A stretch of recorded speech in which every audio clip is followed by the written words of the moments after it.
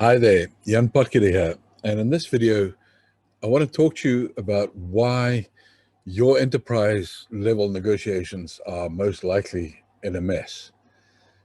Most organizations, when it comes to dealing with enterprise level negotiations, and when we talk about enterprise level negotiations, by definition, we're talking about complex negotiations. So negotiations that have multiple stakeholders, multiple issues, multiple interests, versus, for instance, simple negotiations that would typically have maybe one or two stakeholders, maybe one or two issues, and not all of those are dealt with at the same time, right? So very often in business-to-business transactions, particularly when it comes to large enterprises, we're dealing with very, very complex negotiation environments.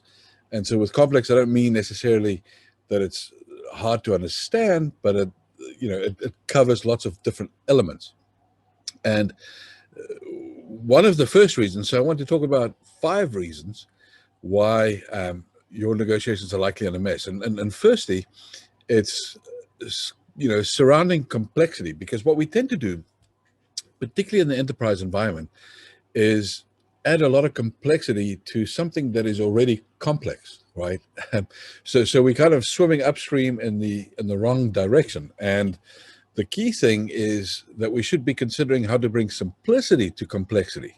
We have to eat the complexity for our stakeholders. We have to eat the complexity for our counterparts so that we make things really simple to them.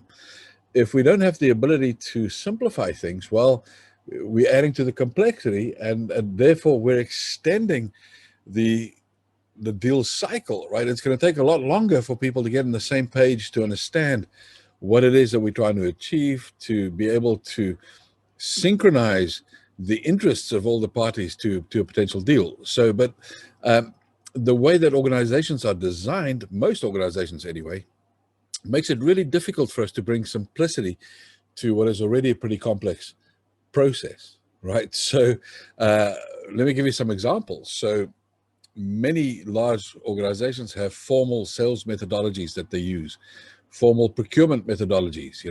On the buy side, often it's a 3-step, a 5-step, or a 7-step procurement process that they use. On the sell side, they can have a sales methodology that can have any number of steps in it. And then often these are supported by software tools, and management likes to have access to the information that's contained within these software systems, and the management information systems. And this is all good. It's a great idea. But the problem is that we using so many tools, and the measurement ability that's contained within these tools are, those pieces of functionality we don't even access, we don't even use. We also, particularly on the sales side, through the complex sales methodologies that we use, we force salespeople to spend so much time on the quantitative elements of deal making that we hardly focus on the qualitative elements. So almost all of these tools universally, it doesn't matter what tool you're using, whether it's Salesforce or it's another CRM tool. These all have great utility value in making us think about the quantitative elements, or guiding and steering us through the quantitative elements of deal making. But very seldom, I've yet to see a tool that really helps us to focus on the qualitative elements as a consequence of, managing the sales process. So we're thinking, even when we're thinking about the value propositions and the interests of counterparts, etc., it's often in a very clinical way, and it's abstract thinking. It's not practical thinking. So the first issue that we have is that we add complexity to something that's already complex, rather than cutting through and bringing simplicity, bringing insight, bringing understanding, right? So, the digital world that we live in today adds to that layer of complexity once again. All the means of communication that we have, what it really does is it creates all the more opportunity for us to be lackluster in the way that we communicate. So much of the misunderstanding, so much of the complexity that's involved in enterprise level deal making is as a consequence of us not being precise in communication, not using tools in the right way to make sure that we transfer the understanding that we wish to transfer to our counterparts. And then, we get frustrated because they don't understand what we say. We get frustrated because, we think that they slow to understand, but really it's because we're very complex in the way that we communicate. We've lost the art, and we continue to lose the art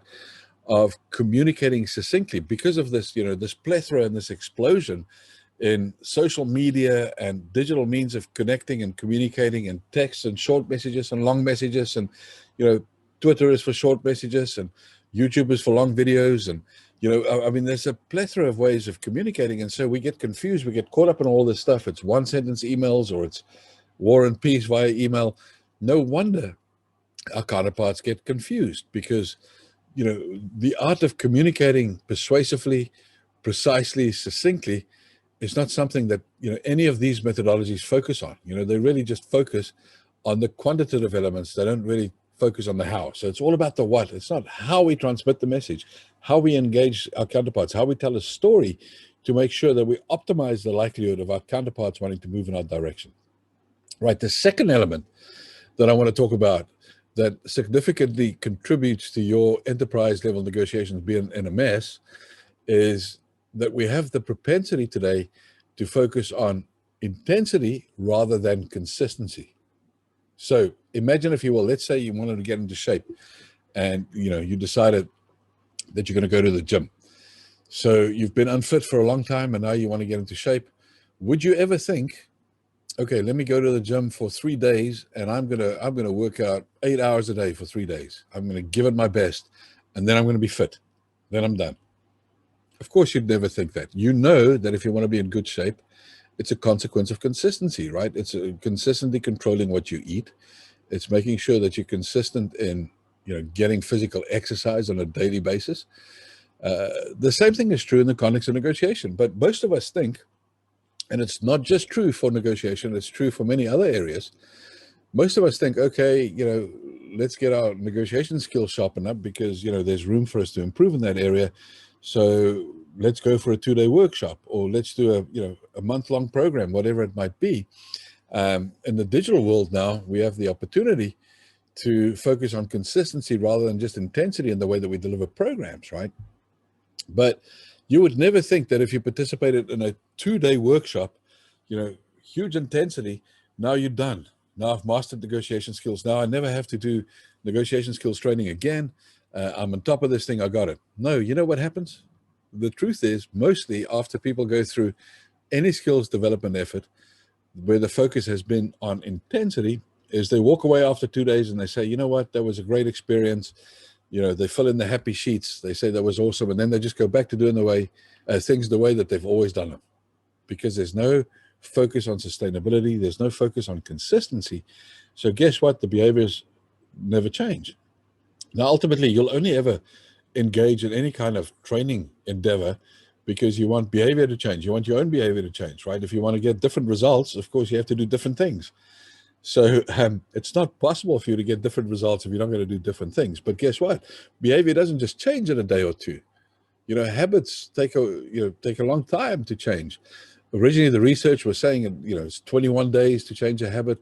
And then you hear people saying, no, it's double that long, or it might be 60 days.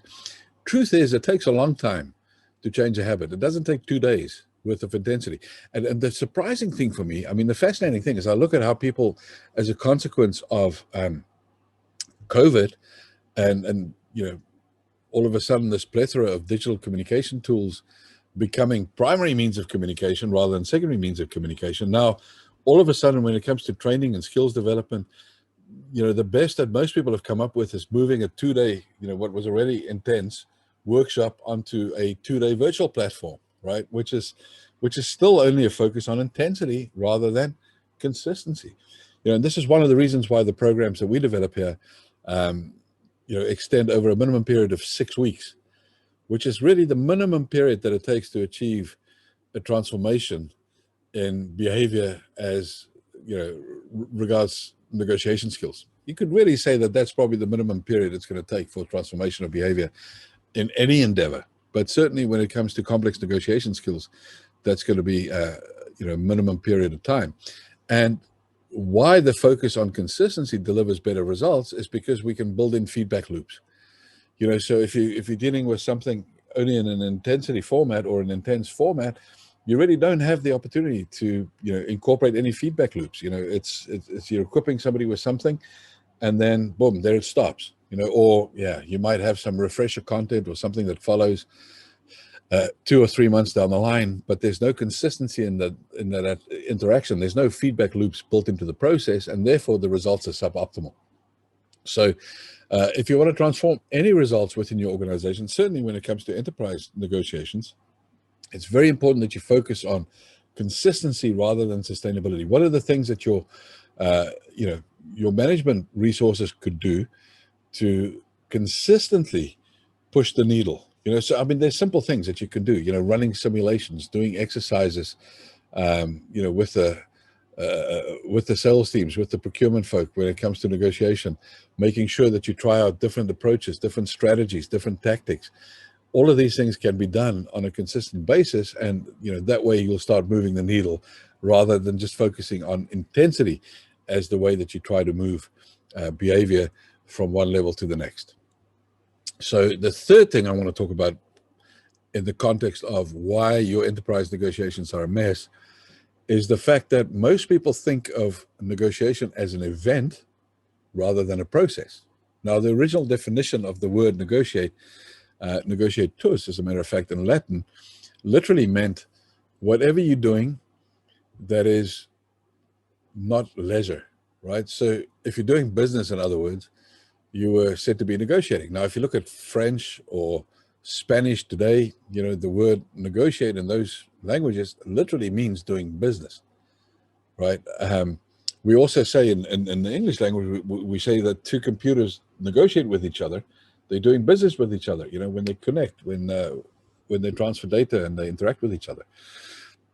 But we've forgotten that in the modern day. A lot of this is a consequence of the management thinking that's really taken root since the 1970s and 1980s, where in the first instance, management theory went to say that the shareholders are the primary stakeholder, whose interests need to be satisfied in doing business.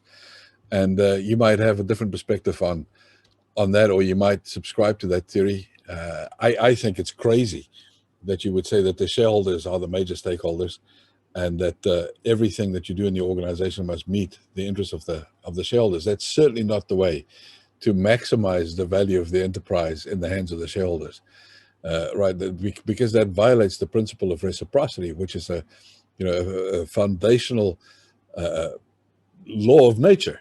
The principle of reciprocity, the law of reciprocity, states that we return to others the form of behavior that they exhibit towards us, right? So if we treat our employees just as money-making machines, what kind of reciprocity do we provoke from them? If we treat our clients only as a contributor to the pockets of our shareholders, what kind of reciprocity will that provoke from them? So it's not a sustainable long-term way of doing business.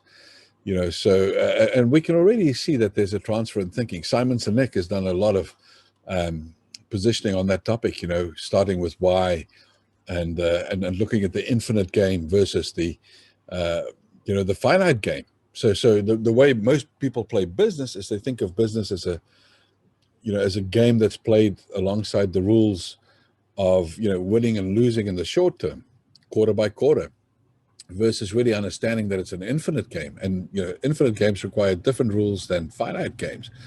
So businesses will often say that they're number one in their industry, or that they've won the competition, but over what period is that measured? Is that over a quarter? Is that over a year? Is that over 10 years? Is it over 50 years or 100 years?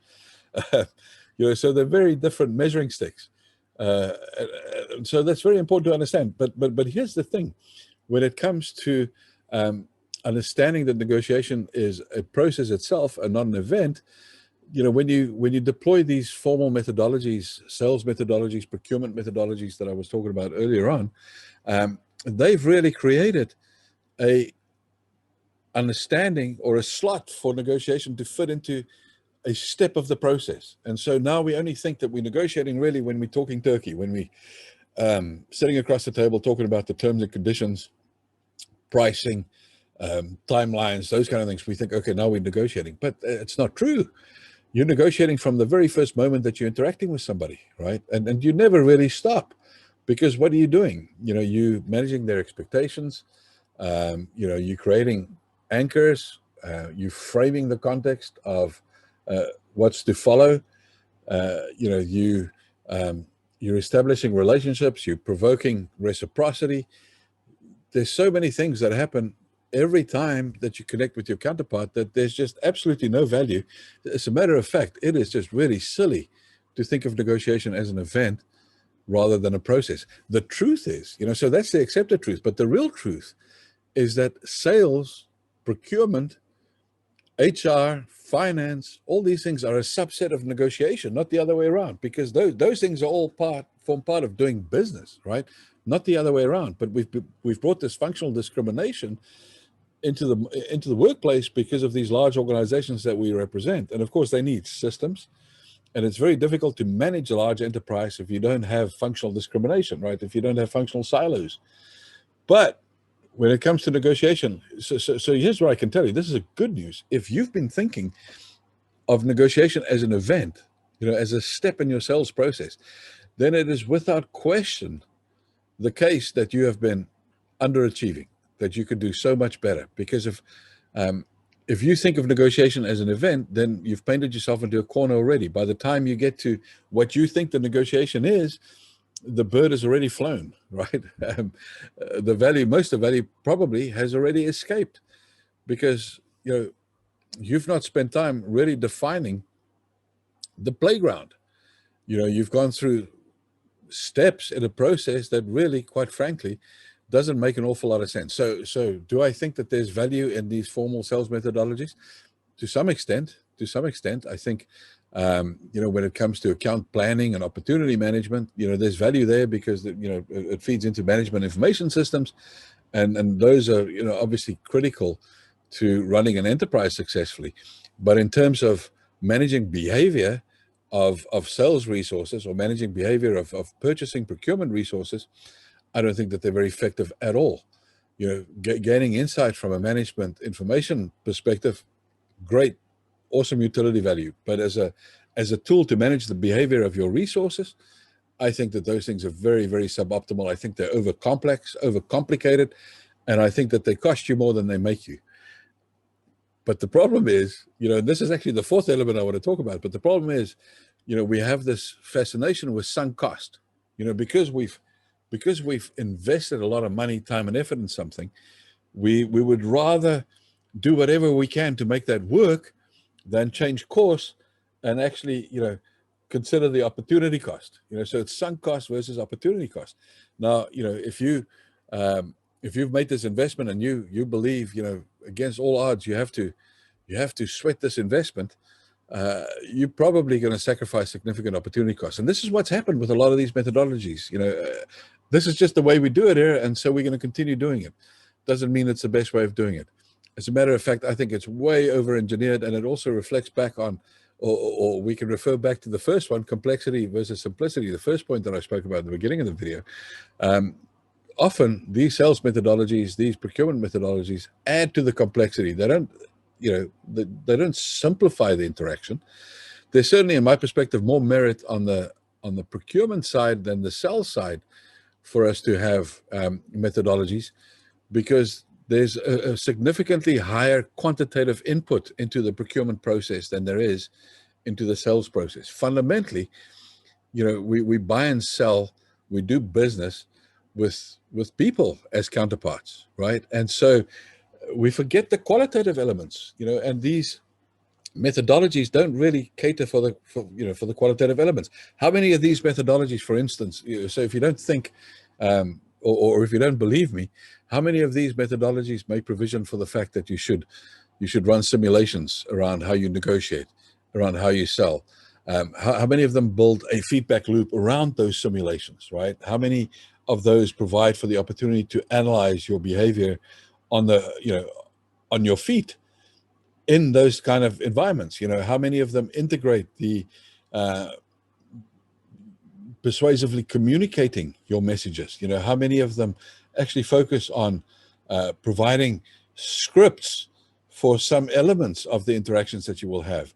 checklists for the quantitative elements of those interactions. Very few, if any, provide any of those things. They all focus on the what, not the how. So don't be deterred by the sunk cost. Don't let what you've invested in the past determine what you're going to do in the future. That would be silly. If I mean, imagine if just to give you a practical example of sunk cost versus opportunity cost. So let's say you've been working out in a certain way to get into shape, but this way of working out is consistently causing you injury, right? And now you're reasoning, you're saying, man, I'm really not getting optimal performance. I'm really not improving my well-being by doing, this kind of fitness regime. But you know what? I've been paying this personal trainer for so long, and I feel really committed to just stay the course. What is that costing you? You would never do that. That would be silly. But so often we're under significant pressure in the organization to subject ourselves, and our teams to pursuing something just because it's the way that we've been doing it for a long time. That's just silly. Get rid of that stuff. Get rid of that stuff. Consider the opportunity cost.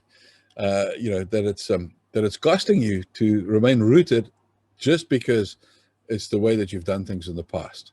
This is particularly, a challenge for large enterprises when it comes to software tools. Just because they've been using these software tools and they're complex and hard to integrate, then they decide to stick with them come hell or high water rather than change them, rather than dispense with them.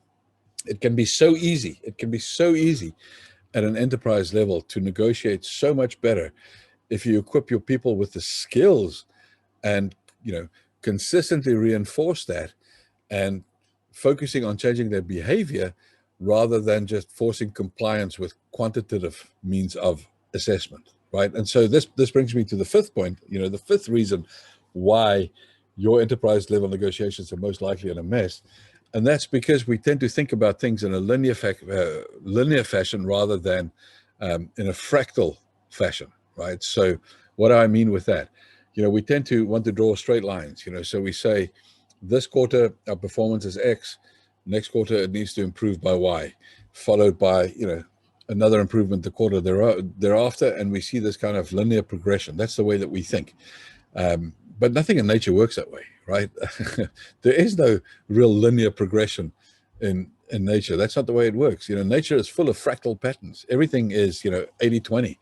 So, if you investigate fractal patterns, you'll see that, whatever country you look at, pretty much 20% of the people, 80% of people live, on 20% of the land, which, typically borders the coast, if it's not a landlocked country. 20% of people carry 80% of, the illnesses and the diseases, are the people who get sick. I mean, this is true, throughout nature. If you look at, trees, and leaves and the way that, all those are composed, you will see the 80-20 principle alive and well everywhere. But yet we expect linear progression in the way that we do things. Now, if we don't build in feedback loops into the way that we negotiate, into the way that we sell, into the way that we procure, and we have a linear expectation of growth, in results, what you're doing is, you're pursuing an approach that's inconsistent with natural law. And so that's probably not going to work very well. It's going to cause you a lot of stress, and it's ultimately not going to deliver the kind of results that you want. So, in practical terms, if you don't allow the opportunity continuously for feedback loops to influence what you're doing, if you're not continually evolving and iterating your approach to sales, to negotiation, to procurement, to deal making, you're going to regress. There's going to be no linear progression. There's going to be regression, right? So, everything tends towards entropy, right? Everything in life tends towards entropy. Everything degrades. And so pursuing a linear, line of progression is bound to deliver suboptimal results because, you neglect building feedback loops into that approach to continually iterate your results. And so this ties in with the notion of intensity versus consistency. So, philosophically, intensity, so training or skilling yourself up or trying to fix something through intensity is really rooted in this notion of, pursuing a linear approach. If you understand fractal patterns and the impact of exponential gains, then it's far more important for us to focus on consistently doing the right things and then expecting, significant improvements in results, because ultimately we figure things out, ultimately things click into place, and now we get a fractal response, not a linear response, right? So if something works at a small scale, it's more likely to work at a large scale. And so, we need to test things, gather feedback, and then, as we tweak it, as we get it right, guess what? We can crank it up, we can scale it up, and we can get significantly enhanced results. Most of the systems that we design to certainly manage things around the negotiation process does not allow for an understanding of fractal returns, and does not incorporate feedback loops. So there you go. Those are 5 points that I wanted to share with you that would have a significant contribution to make, probably, to why you're not extracting full value from your enterprise level negotiations, your high value negotiations, where there's huge stakes, or the stakes are huge. There's huge amounts of money, time, and effort that gets poured into these deals.